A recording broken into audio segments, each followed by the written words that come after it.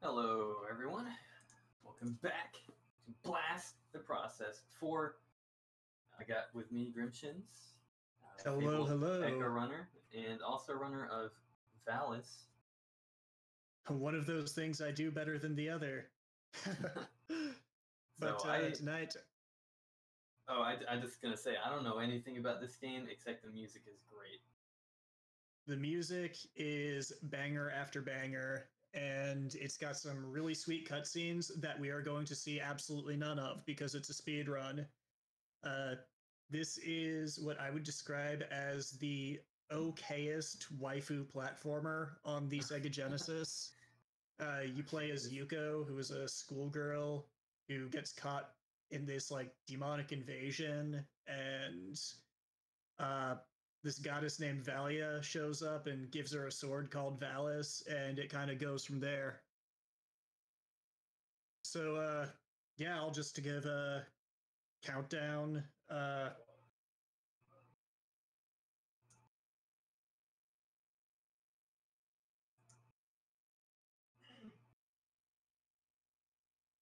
Do you want me to do? Yeah, there's no audio in the opening cutscene. All right, I'll count you guys down then. In 5, 4, 3, 2, 1, go. Good luck. Thank you. So right away, things are pretty strange. We got these demons, these spearmen here. We can slash them with our swords. Our primary form of movement, as with all Japanese schoolgirls, is sliding on the ground really quick. Pick up this sword upgrade and this magic upgrade here. I'm not going to use magic for the first few levels, but I want to pick it up anyway because which items spawn is determined by the number of item pickups that I grab throughout the level. So I pick up these first two magic pickups in order to ensure that I get a health pickup when I need to. So as mentioned, the music's fantastic. This opening track here, called Thrash of Swords, is just one of my favorite pieces of music on the Genesis.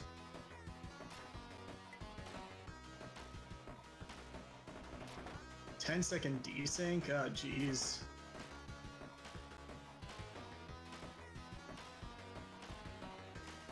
Most of these enemies here, not really an issue because we can just slide right under them. Got the heart to spawn where I wanted it to.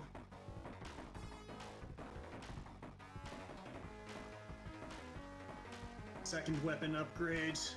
And yeah, basically you just hold A and keep sliding on.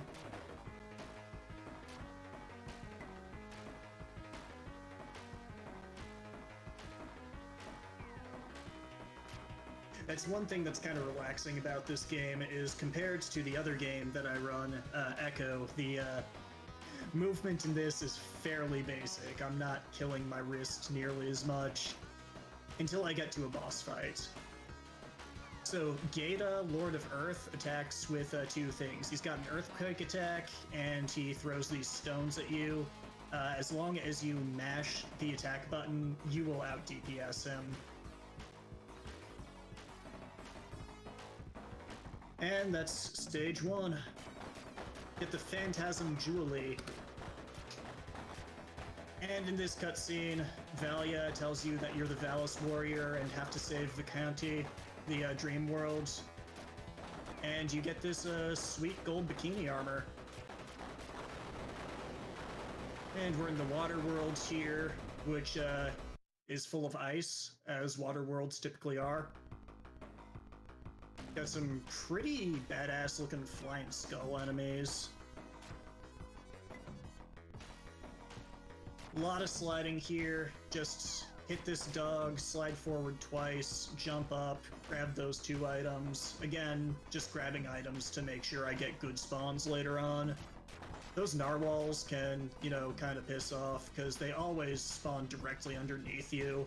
There's not really a good way of avoiding them, but fortunately, you have got a ton of health. Like, there really aren't many instances where you're low on health throughout this run.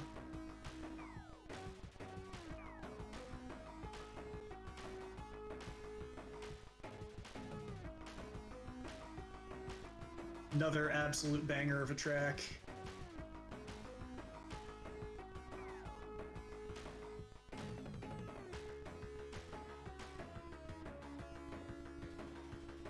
Okay, and Giva, Lord of Water here. You can tell she's the Lord of Water because she's a bird. Nothing too exciting. We just use our fully upgraded sword, which is now a 4-way shot, and just attack her until she dies. That's the strategy for most of the bosses.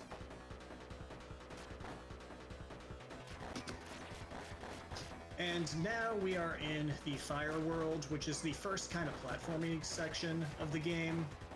A lot of sliding, some annoying enemies.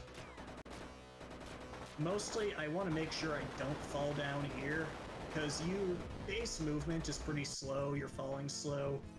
I like to take out these enemies with Earthquake. This is going to be the first use of magic in the game. Ah, missed that. But these swordswomen are pretty strong. They take 3 hits, so sometimes it is a little better just to use Earthquake when dealing with them, positioning-wise.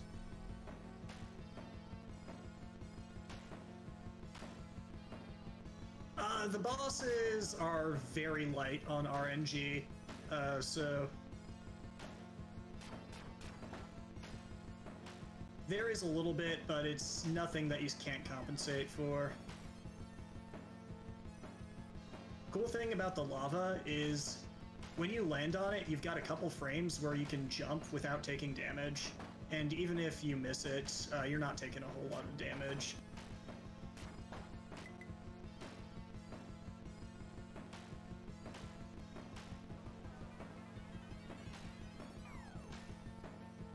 Okay, and we've got Venom, Lord of Fire, who is very androgynous, I guess. Got a very deep voice in the PC Engine version of the game, but is looking pretty live. And not a lot to it, but they give us the best spell in the game, so we like them.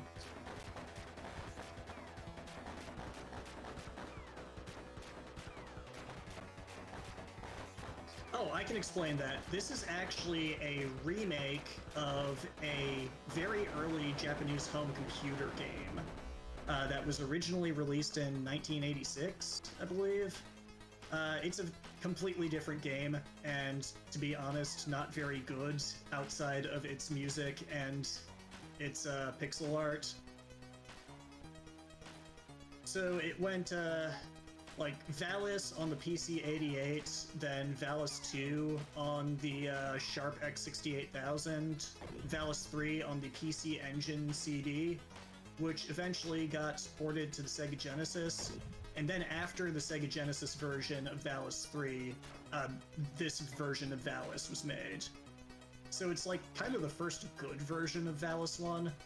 It was also remade again on the TurboGrafx CD, the PC Engine CD, and a lot of people like that version because it's got more cutscenes, it's got more levels, more animation, and a whole lot more fan service, but I think the Genesis version plays better.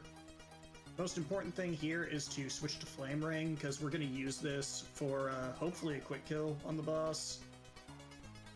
So we use the Flame Ring there. I didn't get as many hits off of it as I wanted to, but the idea is we use Flame Ring to do a bunch of hits and get inside Izard's hitbox here. And he can't damage us when we're inside his hitbox.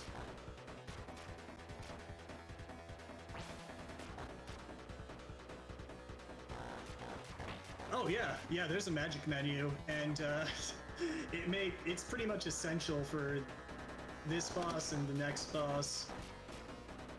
This stage is the first in the game that we're in, like, genuine danger of death.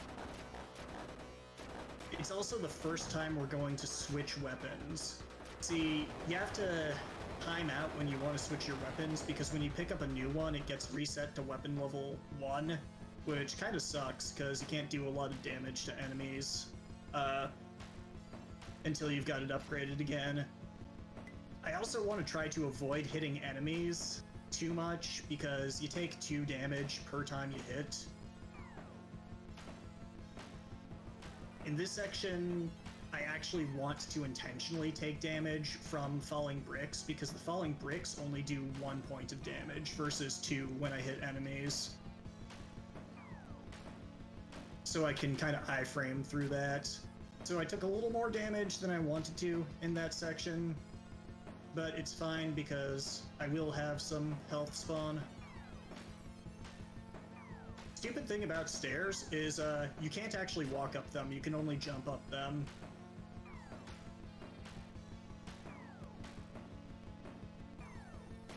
Collision on these item pickups is not the best, so I'm gonna be a little deliberate.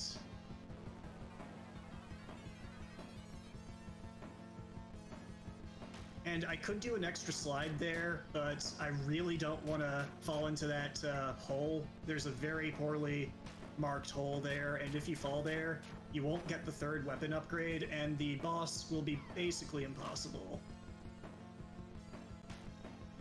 So this should be a health pickup. No, it's gonna be next one. If you beat this game casually without knowing about magic, more power to you, because the magic is how you survive some of these boss fights. Alright, so nearly full health, full magic, and a fully upgraded weapon. This is how we want to be going into this fight. Voldaz, Lord of Thunder. If you die here, it really sucks, but we can do a lot of damage by using a Flame Ring. Then we just spam. Can't damage when it's red. And 1 head down.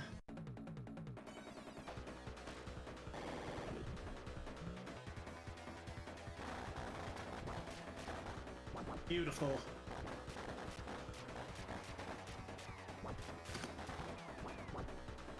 Alright, the Dark Forest here. This is a level where I'm gonna want to manage my health carefully because the boss is pretty tricky.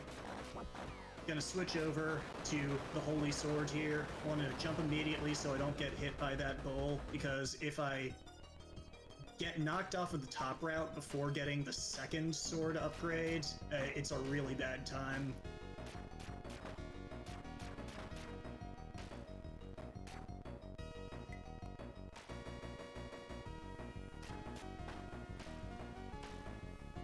Now that I have the 2nd sword upgrade, I can drop down and it's not going to be a big deal.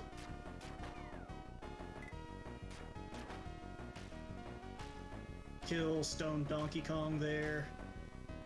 Got another health pickup.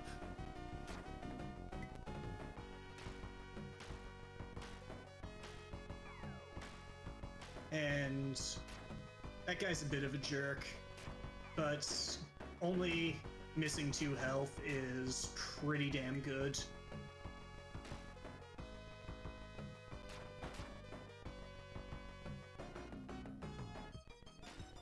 Okay, get our magic here, and don't want to slide all the way because I want to slide back. Hit Reiko, our best friend here, but she's working with the enemy because she's brainwashed, and just gonna hit her a bunch. Gonna hit a Flame Ring here, hit her with a Flame Ring again, and it's really good. The reason I did a Flame Ring was because I get iframes during that, and Death Flash is a very powerful attack. We skipped Reiko's 10-minute long death cutscene. She's sad to be dying, but, you know, happy that you broke Rogueless's curse on her. You know, the brainwashing. Rogueless is the big bad. This final level is actually, I think, kind of easier than the previous two. Just want to collect this weapon. The final sword here is pretty sweet. It shoots grenades. It's awesome. Because who doesn't like a sword that produces explosions? I am lower on health than I would like to be right now. So I'm gonna use a flame ring here and get some iframes for dealing with these enemies.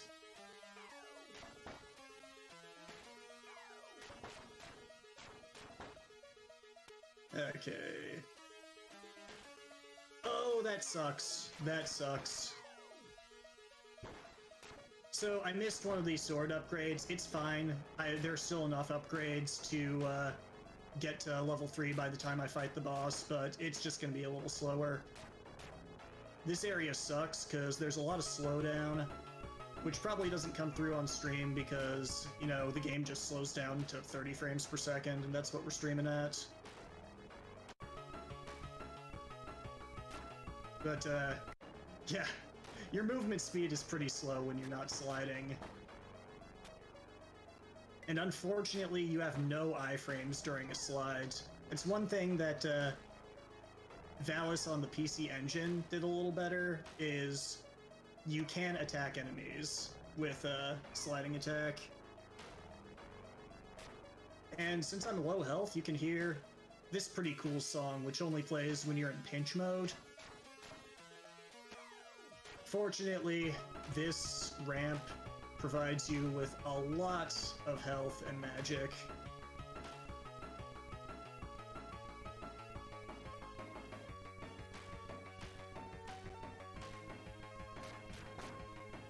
Also provides you with a sword upgrade, which will be by this bloke-looking death dude here. And there's one more large heart that I'll be picking up that's a guaranteed drop.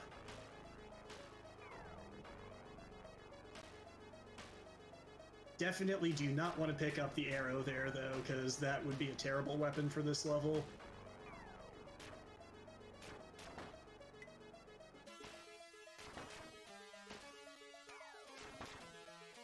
Get our last sword upgrades here. Slide past these spiders.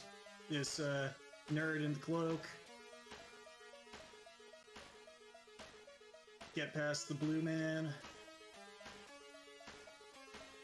And just another vertical section. Much like Valis 3, the vertical sections are pretty slow moving. And here I'm going to switch to Death Flash because I want to get rid of these enemies real quick.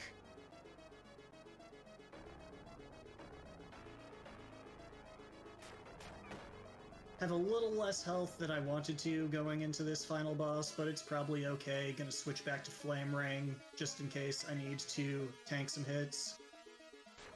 And here we've got Rogueless, the big bad who's trying to take over Dreamland.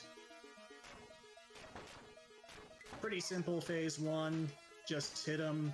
You can keep hitting him while he's transforming.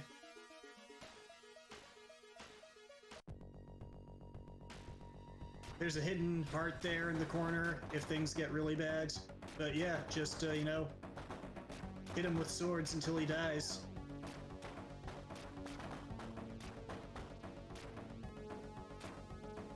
And yeah, time will be coming up when the screen fully fades to black, and time. Okay, pretty respectable time. And it was a dream! But Reiko then looks at her best friend's headband, which she tied around her wrist, and oh, it wasn't a dream. Sorry, Yuko, your best friend Reiko is dead. And that's the ending! But, you know, now we get to see still frames from all the cutscenes that we skipped and listen to a really nice piece of music. So, yeah. That's Valis. It's a pretty cool game. I like it a lot. I think everybody should play it because it's got good graphics, it's got good sound, it's not too hard to learn. What more do you want? And yeah, I mean, just chill, let this play out. Thank you for the GGs, everyone. I very much appreciate it. And thank you for letting me share this with you. Been a lot of fun with BTP so far. And hell yeah. I don't know, Cronoon, what'd you think? Pretty interesting. Yeah, the bosses look pretty fun, and I couldn't see all of it. I'll have to admit. I'll have to watch it again when you grind it again.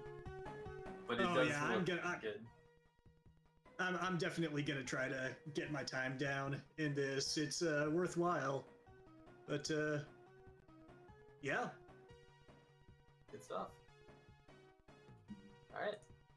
Thank you, GrimShins, for your Valis run. Coming up next, we got Squillabob playing Tempo Jr. on the Sega Game Gear. I'll be coming right up, so don't go anywhere.